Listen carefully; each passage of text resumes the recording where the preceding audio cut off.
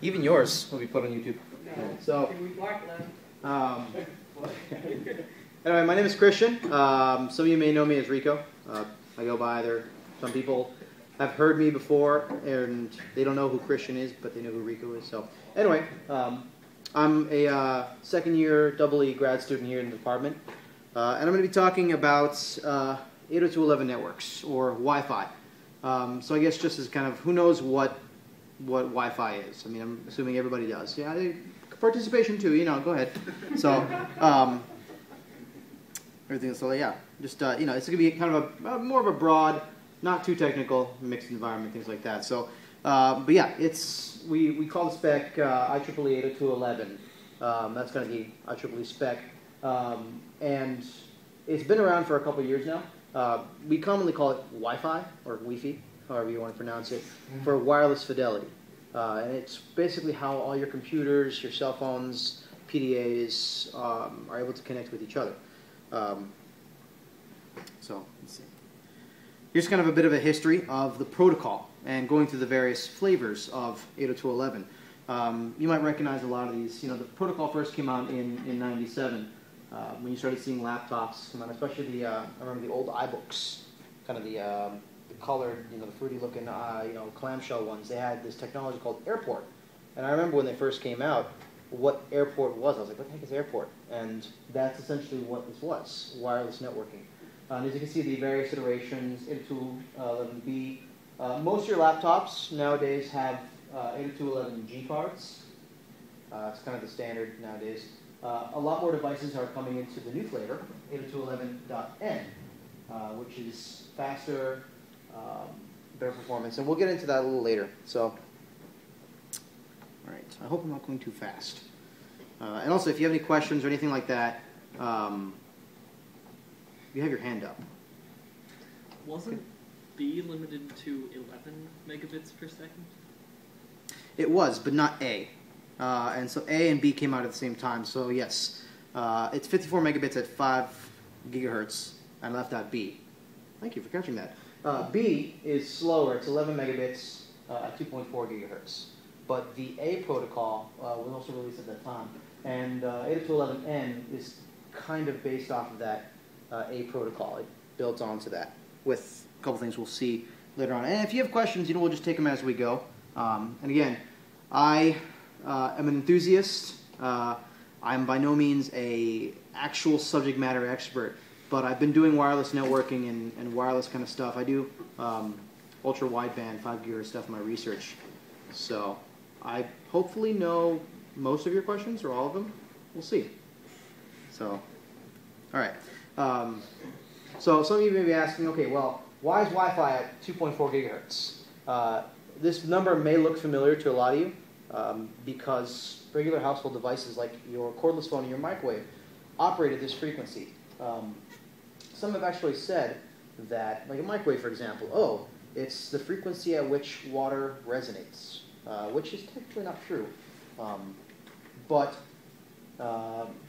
this particular frequency is part of what we call the ISM band. You guys heard of the ISM bands, or industrial, scientific, and medical? Okay, I feel like I'm talking to people who know all of this. So, but if you have any questions like what is that or what is this, please feel free to ask. So ISM are part of the spectrum that is unlicensed. The FCC, they basically took a chunk of the spectrum and said, here, you guys can do whatever you want with it, we're not going to license it. All right. So now you can have microwaves, cordless phones, and now Wi-Fi devices on the ISM bands. And it makes it easy for companies like Linksys, which is Cisco now, Netgear, Belkin, things like that, to basically make devices for Wi-Fi and for the Wi-Fi standard to exist. Because if you didn't have the ISM bands, you'd have to go through all the SEC processes, things like that. This also kind of isolates all of these devices, microwaves, cordless phones, Wi-Fi radios, more consumer-type stuff from bands that are more critical. For example, I have here the Lifeline device. Have you ever heard of this thing for old people?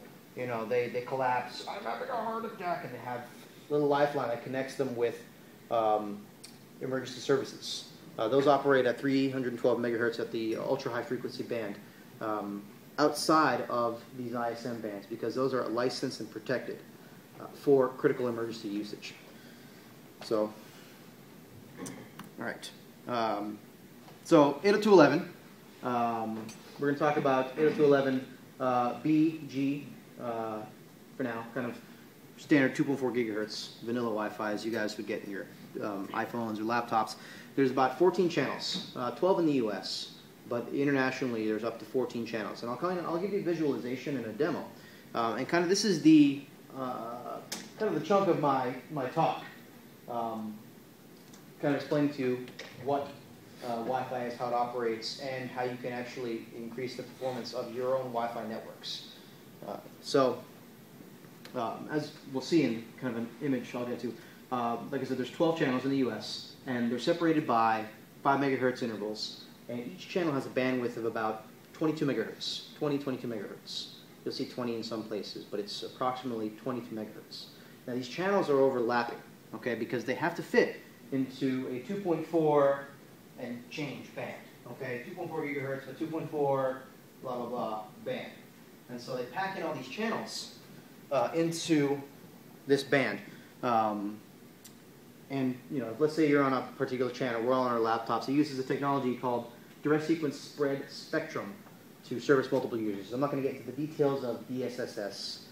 It's a little technical, but I talked to Dr. Matolak. He's kind of the subject matter expert when it comes to this kind of stuff. But what it does is that you're able to be on simultaneously by your base station, your router will essentially give you a pseudo-random number, which is essentially your own little key code or your phone number, okay, an ident. Okay, you're number 1, you're number 2, and you're number 3, but they're significantly longer, all right? And they will essentially encode the data with your pseudo-random number so that that packet goes to you, that packet goes to you. It goes, you get the right packets, basically. And in this technology, a signal that's being sent out, it uses the entire bandwidth for efficiency's sake. You know, more bandwidth, more data you can pack in there. So now we'll see why this is bad. And the point is how to utilize this knowledge to better your Wi-Fi performance, your wireless performance. This is, if I have to say, this is the most important slide I have on here. This is what the 2.4 gigahertz ISM band looks like. And these are the 14 channels that the 2.4 band essentially comprises of. As you can see here, each channel represents here is 22 megahertz, and they are overlapping by 5 megahertz spacings. And as you can see, you know, they are overlapping, which is not too much of a good thing. Why they did this, the IEEE knows. And they chose this for a reason, to have more devices on more channels. So the problem with this, though, is, as you can see, is overlapping. And so now I will get to a demo. All right. And guys, feel free to ask questions as I'm going along. The gentleman in the back there, what is your name again? Aaron. Aaron. Okay, Aaron. Go ahead and Aaron essentially has a wireless access point on his phone, as do I. We're going to go ahead and start our access points here. All right. And so we're going to use the our access points along with OU's network to essentially, you know, if you're in your apartment and you're setting up a wireless network, you want to do what they call a site survey. And that's what we're going to do right now to see what's going on. My network is called Aurora MyWi. So if you guys have laptops out and you're looking at wireless networks on, please don't crack my security. So that was last week. I know, they're not, to crack my cell phone. So I got my software running here, creating my access point. And so this is a program called Insider, in SSID-ER. SSID stands for Site-Specific Identification. Yes. So we'll go ahead and start a little scanner here. All right. Aaron, what's your Wi-Fi net called? Tethernet? Yeah. Okay. You can see here we have all the list of wireless access points. All the Ohio University nodes. The OU Wi-Fi not enough, which is so true. Tethernet, and then Aurora MyWi. And so I put my access point on channel 11, as you can see here. All right.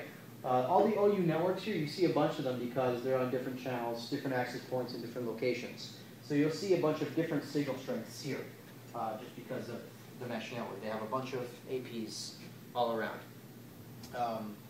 So this is kind of the timing versus amplitude in dB. Again, the higher the number here, the more strength in the radio. So let's go ahead and, so the sauce here, if you will, is this. These are the channels of the 2.4 gigahertz ISM band. And right now we can see all the wireless networks that are taking up the various channels. So now Aaron has his Tethernet here centered around channel 3. These networks are going to be centered around their channels as per the IEEE 802.11 spec.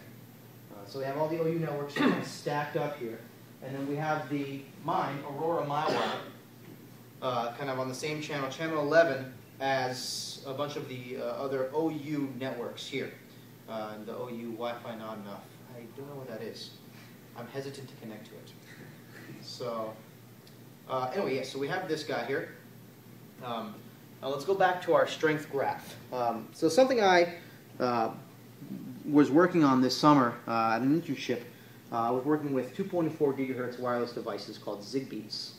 And in our studies and our findings and research, we basically determined that devices, and this is well known, it was just kind of a derp, we forgot about that and realized it because we weren't getting good performance. As you can see, these networks here that are kind of stacked on the same channel, if you connect to one of these networks, let's say you connect to Aurora MyWi or OU Wi-Fi is not enough, your performance would be significantly degraded because you're getting interference from all these other wireless networks on this channel. All right? And I'll show you actually here on the plot here. So that's why I set my access point on my phone specifically to channel 11, where there would be another bunch of interference. All right, so time graph over time. Mine is here, in bold. Okay, now mine has the highest signal strength, of course, because it's right next to my laptop. But I can turn down the transmit power. But anyway, so we'll see that we're typically hovering at around 50 dB. Okay, 49 dB on channel 11.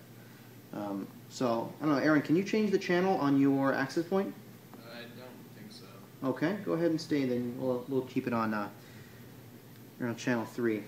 So let's see. We can look back at our spectrum scanner here, and let's pick a channel that's not so crowded. I'm going to go with channel 8. Okay, set it up here. All right. Okay, we hopped. All right. Now it's still going to keep the residual Aurora MyWi on channel 11. Okay, but now it's going to give us the new, in blue, channel skipped Aurora MyWi. Okay. So as you can see here, we're starting to average out. It's a bit of a significant. It's not too much of a jump, but it is noticeable because again, we're still overlapping with channel 11 and channel 6 here. So of course we're still going to be getting a little bit of interference. The point is that proper channel selection is key for wireless performance, and this will explain why sometimes in your house or in your apartment or whatever, man, the wireless sucks. What's going on? Interference from other devices. So when you're setting up your wireless networks, what you can do is use a program like this. It's free to essentially scan for other networks around. All right, and you see, yeah, we're still good at work. So we're getting a consistently better signal. So I can go ahead and I'll hop channels again. Let's see. Let's go ahead and hop back. Let's hop to channel 1. A lot of action on channel 1 here. Anybody have any questions as we're going along? Anything